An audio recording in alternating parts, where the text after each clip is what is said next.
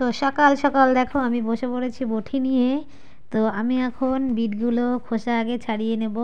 তো তারপরে আমি শিলে আজকে বিটের রসটা বের করে নেব। তো তারপরে সেটা দিয়েই হবে আজকে পাটিসাপটা। তো আগে আমি বিটের খোসাটা ছাড়াই, তো তারপরে তো এই দেখো কত সুন্দর লাগছে।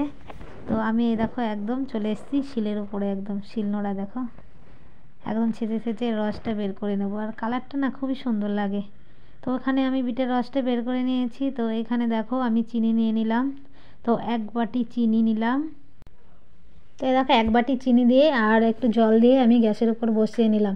কেন তো প্রচণ্ড ঠান্ডা, পৌষ মাস যেহেতু, এতটা ঠান্ডা, জল ঠান্ডা হয়ে আছে। তো সেই জন্য আমি চিনিটা গরম জলে দেওয়ার কারণই হচ্ছে তাড়াতাড়ি চিনিটা গুলে যাবে, তবে এটারটা আমি তাড়াতাড়ি রেডি করতে পারবো। যেহেতু একটু তাড়া আছে, আমি কি বলো তো, অনেক অসুবিধার মধ্যে ভিডিও করতে হয়, অনেক হুটোপাটা করে, মানে টাইমের প্রচণ্ড অভাব, টাইম পাই না। তো এরকমভাবেই ভিডিওটা করি আমি।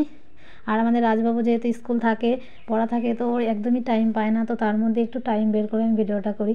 আর এখানে দেখো অর্ধেক বাটি সুজি দিয়ে নিলাম। তো যে বাটিটা আমি, মানে 1 বাটি চিনি দিয়েছি, আর এই বাটিটার অর্ধেকটা, মানে চিনির অর্ধেকটা আমি সুজি দিয়ে নিলাম। আর ময়দাটাও 1 বাটিটাই দিলাম। চিনি আর ময়দাটা এক পরিমাণেই দিলাম। তো পরে যদি লাগে তো অবশ্যই দিয়ে নেওয়া হবে। আর এবার সামান্য পরিমাণে লবণ দিয়ে আমি ব্যাটারটা তৈরি করে নেব। আর দুঃখের বিষয়, তোমাদের কাছে আমি ক্ষমা চেয়ে নিচ্ছি। তো আমি ব্যাটারটা যে তৈরি করেছিলাম না, তো তারপরে রেডি করার পরে তোমাদেরকে আমি যে দেখাবো যে কীরকমভাবে আমি ঘনভাবে একটু গোলালাম। আর তোমরা কম বেশি সকলেই জানো যে কীরকম ব্যাটারটা হতে পারে। তো তবুও আমি করেছিলাম পুরো ভিডিওটা, যাই হোক, মানে কারণবশত যে কোনো ডিলিট হয়ে গেছে। তো তোমরা কেউ কিছু মনে করো না। তো সেই পার্টটা আমি তোমাদেরকে দেখাতে পারছি না। আর ভয়েসটা যেহেতু পরে দিচ্ছি, আমি এডিট করতে যেয়ে আমি দেখি যে সেই পার্টটা ডিলিট হয়ে গেছে কোনো কারণবশত। আর এইদিকে দেখো আমি যে বিটটা রস করে রেখেছিলাম, তো সেটা দিয়ে একটা ব্যাটার তৈরি করে নিলাম ময়দা দিয়ে। আর এইদিকে আমি তাওয়াটাও বসিয়ে দিয়েছি। আর এইদিকে দেখো তাওয়াটার উপরে তো ওই বিটের ব্যাটারটা দিয়ে তার উপরে আমি এই সুজির ব্যাটারটা দিয়ে একটু নাড়িয়ে নিচ্ছি। আর দেখি ওঠে কি না। তো এটা প্রথমে অনেক সময় না পাটিসাপটা উঠতে চায় না। তার জন্য আমি সামান্য একটু সরষের তেল একটু লাগিয়ে নিয়েছিলাম এই তাওয়াটায়, যাতে উঠে আসে। তো দেখি কি হয়। আর আমি না, যাই হোক, তোমাদেরকে আমি পরে ভিডিও আসছে একটা আরেকটা পিঠের রেসিপি আছে। তো সেদিন আমি যে মানে এটা করেছিলাম, পুরটা করেছিলাম নারকেলের। আর নারকেলের পুর কম বেশি তোমরা সকলেই জানো কী করে করতে হয়। তো সেই পুরটা আমি রেখে দিয়েছিলাম। তো সেটা দিয়েই আজকে আমি পাটিসাপটা বানিয়ে নিচ্ছি, কিছু করার নেই। আর দেখো সুন্দরভাবে উঠে গেল।